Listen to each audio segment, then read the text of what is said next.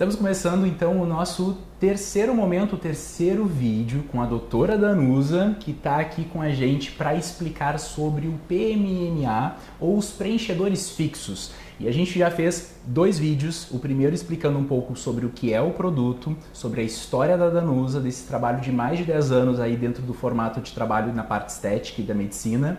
E também no segundo, a gente abordou um pouco mais sobre a relação de que partes do corpo a gente pode utilizar essa técnica. Então se você tiver curiosidade, perdeu, dá uma olhadinha, tá aqui nos salvos, ali no IGTV, para que você possa também conferir esse material.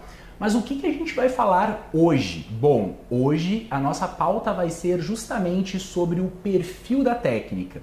Como a gente pode utilizar, como a gente pode fazer para que seja da forma mais segura, tanto pós e aquelas dúvidas que podem acabar surgindo. Por exemplo, posso pegar o avião depois de fazer o procedimento estético? Posso trabalhar depois de fazer o preenchimento?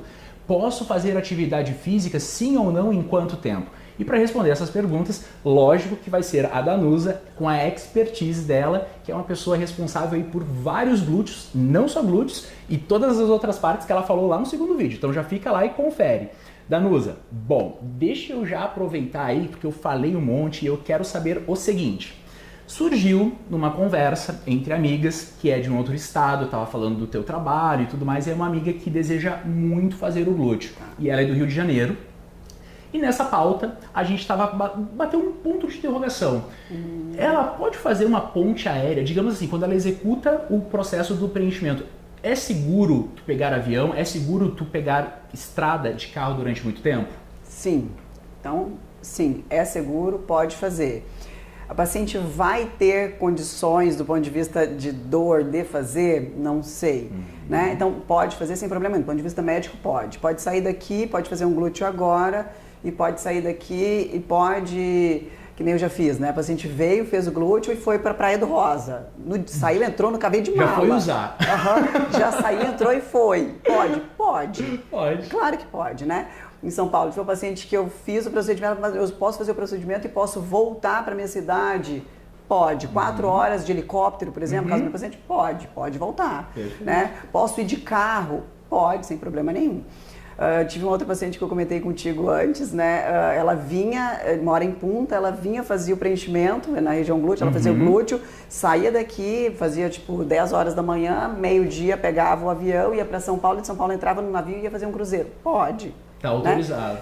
Mas já tive pacientes que fizeram preenchimento e deixaram o carro aqui no estacionamento e foram de Uber, o marido veio buscar, enfim.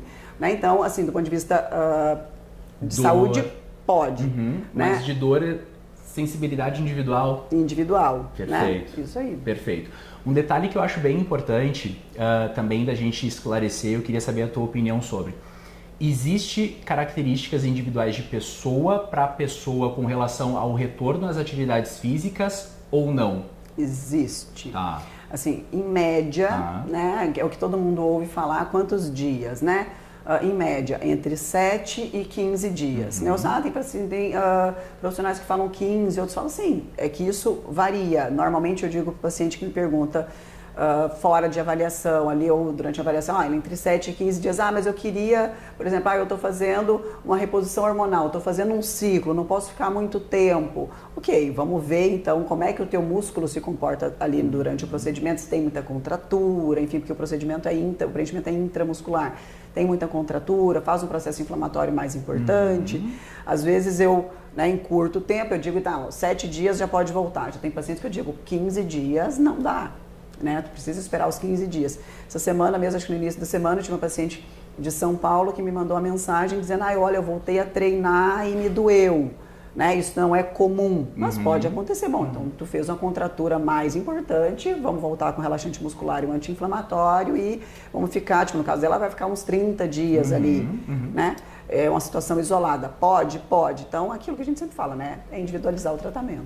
E é um número muito pequeno até então, pelo que nós estávamos conversando, mas lógico que a gente também não pode colocar o 100% tudo ok, porque realmente eu acho que essa comunicação e segurança, até para a segurança do paciente, da pessoa que escolhe fazer esse perfil de procedimento, bom, a Danusa, eu sou apaixonado por ela, tá, gente? E eu falo com maestria e todas as pessoas que eu já tive a oportunidade, que já passaram aqui pelo teu consultório, replicam a mesma coisa. Ela é um amor, e ela realmente é um amor. Não é porque eu tô gravando contigo, eu conheço a Danusa há pelo menos uns 4 anos.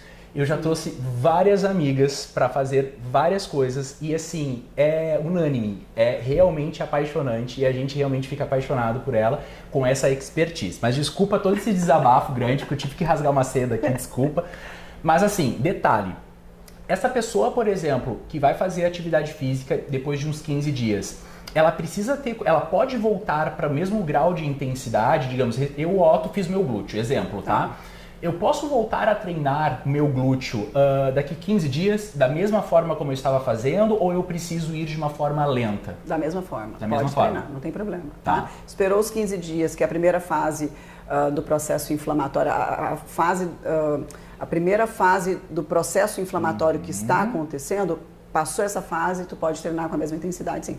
Aquilo que vai limitar eu já treinei pesado, porque eu acordei amanhã com muito, assim, me senti muito, tá, então diminui. Aquilo, a dor, ela é sempre importante a gente observar os sinais do nosso corpo, né, isso, e não é diferente quando tu faz glúteo, então os sinais, eles são importantes, doeu muito, então significa que machucou muito, dá uma maneirada. Perfeito. E vamos modulando, vamos medindo isso. Então, eu acho importante, o paciente sai do procedimento sempre com o meu celular pessoal, que está comigo o tempo todo, né, e me chama no WhatsApp o tempo todo, hoje, sábado, domingo, à noite, de manhã, eu não vejo problema, né? Eu acho que essa relação é importante porque quanto mais próxima eu tiver do meu paciente acompanhando o próximo procedimento, é óbvio, né? Sim, muito maiores chances de evoluir super bem. Então, aquilo, não tem como engessar uma coisa que é individualizada, né? O corpo, cada um é um.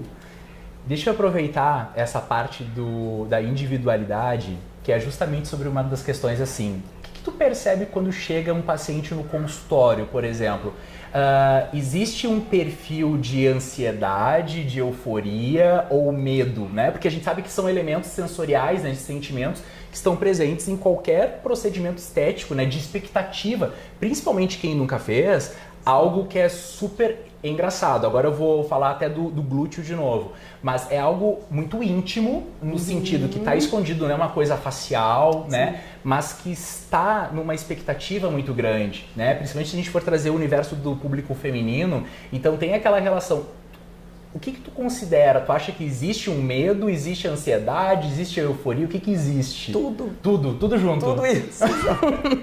A maioria das pessoas quando procura tem o medo, claro, né, do procedimento, é uma coisa que nunca fez, não sabe o que vai sentir, se vai ficar do jeito que gosta, se eu vou saber, se eu captei a intenção do paciente, então tem o medo sim. Tem a ansiedade, porque aquilo, né, eu sempre brinco, o paciente me procura todos, né? Querem me ver uma vez só, não querem voltar, não querem me ver nunca mais. Querem uma vez, olha, eu só tenho uma chance de acertar e é hoje. Só hoje. Né? E acerta, gente. o melhor é que ela acerta, tá? Não, mas, ai meu Deus. E tem esse medo, tem a ansiedade e a vontade, né? Tudo junto. Então, isso eu brinco que é uma coisa que atrapalha um pouquinho. Então, normalmente, a primeira avaliação eu sempre quebro isso. Ó, tu não vai me ver uma vez, né? Não vai ser só hoje, tu vai voltar daqui a 30, 45, 60 dias pra gente revisar. Eu particularmente prefiro fracionar.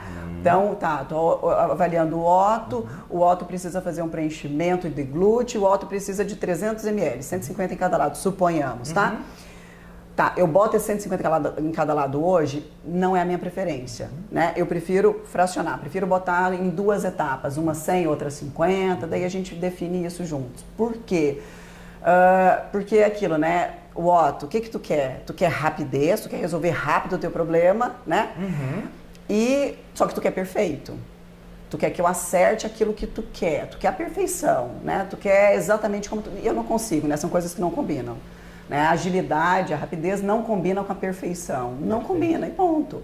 Então, eu quero, e eu sou perfeccionista no meu trabalho também, né? E qual que é a perfeição? Não é o meu gosto, né? Não é o meu gosto, é o teu gosto, é o teu corpo, né? Aquilo que harmoniza em ti. E para isso a gente vai ter que experimentar, a gente vai ter que botar um pouco ver e aí fazer um retoque para definir se vai ser mais altura, se vai ser mais projeção, se vai ter que corrigir alguma coisa.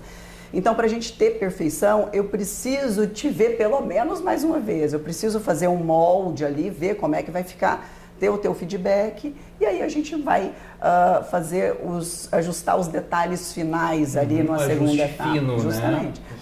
Eu vejo que, é claro que para mim, esse fracionar o procedimento é muito mais por perfeição, por preciosismo de resultado, por te entregar aquilo que realmente tu gostaria de ter, do que eu querer realmente que tu volte do ponto de vista de fazer mais procedimentos. Porque o valor que você paga comigo é o mesmo. Se eu fizer 150 em cada lado hoje, ou se eu fizer em 2 vezes, você vai pagar exatamente o mesmo valor. Né? A gente só vai fracionar o procedimento para eu ter... segurança também. Exatamente, segurança e te entregar o resultado que tu quer. E isso é importante também para caracterizar, porque são linhas de trabalho, não é que está certo ou está errado, mas tu já desenvolveu a tua linha, por isso que, honestamente, de todos os trabalhos que eu já vi, eu gosto e me identifico muito com tudo que eu já vi teu, por essa qualidade sensorial da base, da estética, de fracionar, tá? Isso é muito importante. Agora eu te pergunto uma dúvida que eu sempre tenho em relação...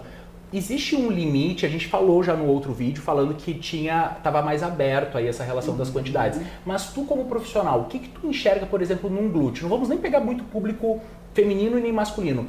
Vamos usar o glúteo no geral, assim. O que tu colocaria em máximo, digamos, em uma vez? 150 em cada lado. 150. Exatamente. É o número que tu acha interessante, o máximo. Esse é o máximo. Hoje em dia é o máximo volume que se coloca, dependendo do paciente eu acabo não botando tudo isso dependendo do grau de contratura que o paciente faz, se é um paciente que não tem muita elasticidade de pele, o paciente tem a pele um pouco mais fina, depende muito, mas esse é o volume máximo, 150 em cada lado. Bom, e tu já trouxe aí uma pauta que é sobre a nossa quarta parte, que vai ser na próxima semana, que a gente vai falar de alguns casos clínicos, sem expor o nome de ninguém, mas a gente vai falar de casos clínicos que são muito importantes, porque tem muitas dúvidas que eu percebo também em relação ao preenchimento, que é a parte de celulite que a gente vai falar, flacidez de pele, pessoa que já foi obesa pode fazer, será que traz bons resultados?